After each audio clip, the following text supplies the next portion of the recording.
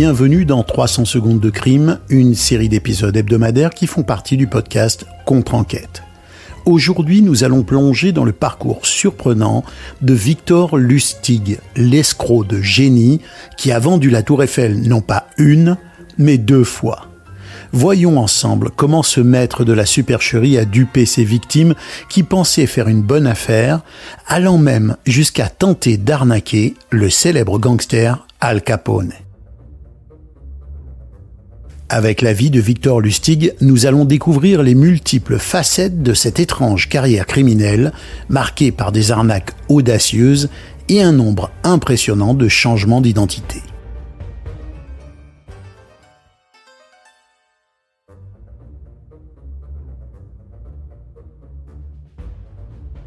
Car de ses débuts modestes à son ascension en tant que l'un des imposteurs les plus notoires du XXe siècle, Victor Lustig a laissé une empreinte indélébile dans l'histoire du crime.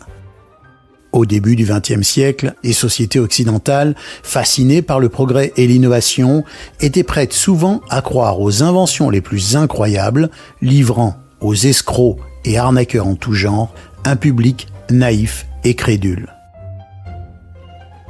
Les années 1920 et 1930, marquées aux États-Unis par la Prohibition et la Grande Dépression, engendrées par le krach boursier de 1929, ont vu aussi la montée de figures criminelles particulièrement légendaires et d'escrocs de haut vol, car à cette époque difficile, la corruption et la criminalité étaient devenues pour certains l'unique solution pour subsister. Les avancées technologiques, notamment dans le domaine de la communication et du transport, ont facilité les voyages à grande distance, élargissant le terrain des activités criminelles de certains.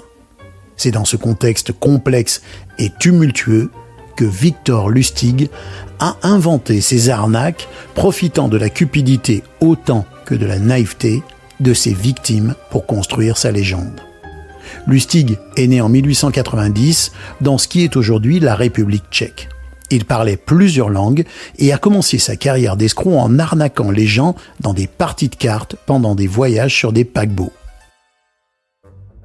Durant sa carrière d'escroc, cet homme élégant et persuasif, doté d'une intelligence exceptionnelle, a su se faire passer pour un noble, un homme d'affaires ou encore un ingénieur selon les besoins.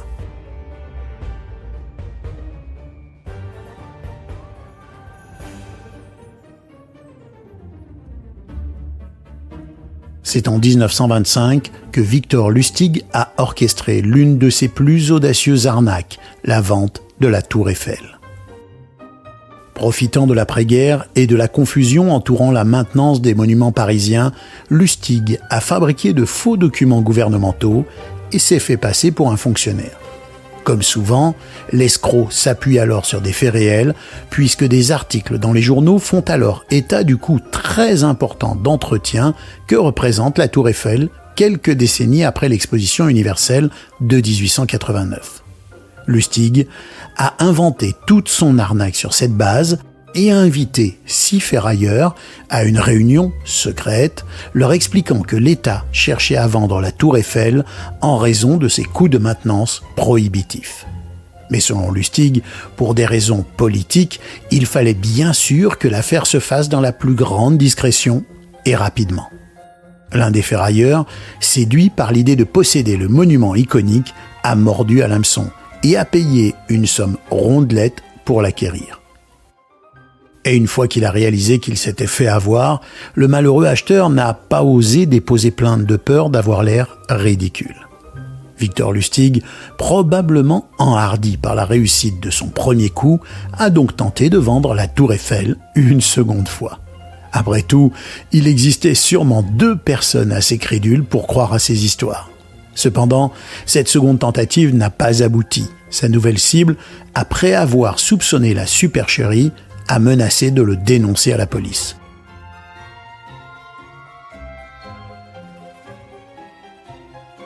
Lustig et son complice ont dû fuir précipitamment la France sans obtenir le paiement espéré.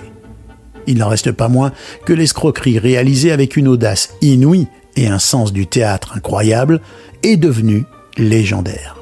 Mais Lustig ne s'est pas contenté de cette arnaque.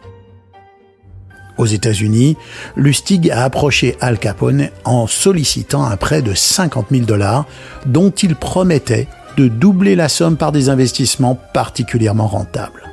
Mais réalisant probablement qu'il jouait avec sa vie en tentant d'escroquer l'un des criminels les plus violents de son temps, Lustig est revenu voir Capone quelque temps plus tard avec les 50 000 $ initiaux, prétendant que son plan avait échoué.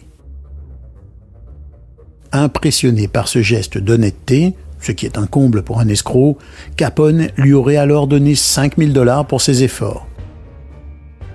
Voilà qui témoigne non seulement de la ruse de Lustig, mais aussi de son intelligence à faire face à une situation dans laquelle il aurait pu facilement perdre la vie.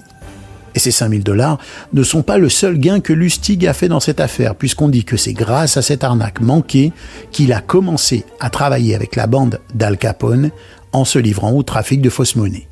Mais Lustig n'est pas un personnage ordinaire et il a inventé une autre arnaque reprise par de nombreux escrocs au fil du temps, la machine à dupliquer les billets. Il prétendait en effet avoir inventé une machine qui, grâce à un mécanisme spécial caché à l'intérieur, était capable de copier tous les billets de banque, en particulier les plus gros, évidemment. Après une démonstration, il proposait à sa victime de lui acheter la machine afin de pouvoir dupliquer lui-même ses propres billets et devenir ainsi millionnaire.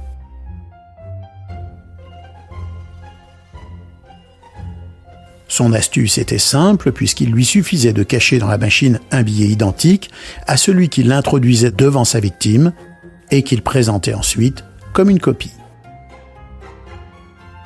Les acheteurs, souvent des individus aisés et crédules, étaient éblouis par la promesse de richesse facile.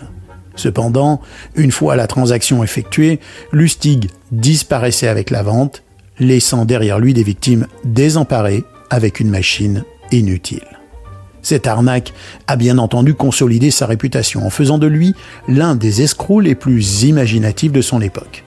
Recherché par la police sur plusieurs continents, Lustig se joue des frontières pour commettre ses crimes. Il utilise de nombreuses identités au moyen de faux documents contrefaits et il faudra de longues enquêtes menées des deux côtés de l'Atlantique pour finalement conduire à son arrestation. La notoriété de ces escroqueries avait en effet attiré l'attention des services de police, mais c'est son affaire de contrefaçon de billets de banque avec Al Capone qui va finalement conduire à sa chute. Les agents du service secret américain ont en effet commencé à enquêter sur un réseau de fausses monnaies qui inondait le pays, suivant une piste qui les a conduits directement jusqu'à Lustig. Parallèlement, en Europe, les autorités françaises n'avaient pas oublié l'affront de la vente de la Tour Eiffel et continuaient à recueillir des informations sur Lustig, espérant le capturer.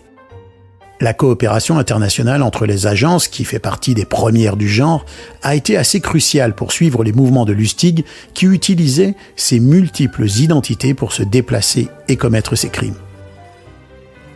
Finalement, Lustig a été arrêté en 1935, les forces de police mettant ainsi fin à une incroyable série d'escroqueries qui avait marqué l'entre-deux-guerres. Après son arrestation, Victor Lustig a été jugé pour ses multiples crimes, principalement pour la contrefaçon de billets de banque, une accusation grave qui a attiré sur lui une attention considérable.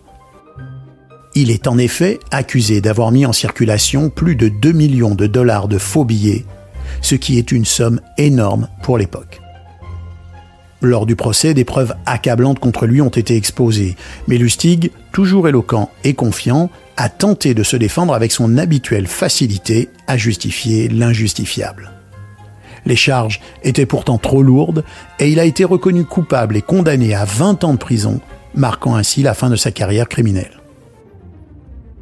Dans les années suivant cette condamnation, les efforts pour améliorer la législation et les pratiques de surveillance financière se sont intensifiés, en partie motivés par les leçons tirées de l'affaire Lustig. Emprisonné dans la terrible prison d'Alcatraz, Lustig est décédé le 11 mars 1947 d'une pneumonie, quelques années après son incarcération.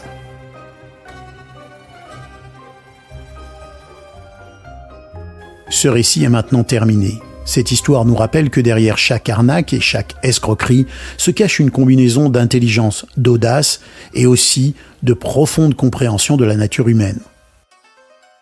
Bien que les actes de Lustig ne doivent pas être excusés, ils inspirent une réflexion sur la vulnérabilité des individus face à la ruse et aux belles promesses, mais aussi et surtout sur l'avidité. L'affaire de la machine à billets illustre particulièrement comment l'appât du gain peut aveugler même les plus prudents. Les victimes de Lustig, souvent des gens aisés et avertis, se sont laissés séduire par la promesse de gains faciles et rapides. Cette cupidité, couplée à l'ingéniosité de Lustig, a créé un terrain fertile pour ces arnaques. C'était 300 secondes de crime. Je vous dis à bientôt et n'oubliez pas de vous abonner au podcast Contre-Enquête sur Apple Podcast ou Spotify et évidemment de mettre des commentaires et des étoiles.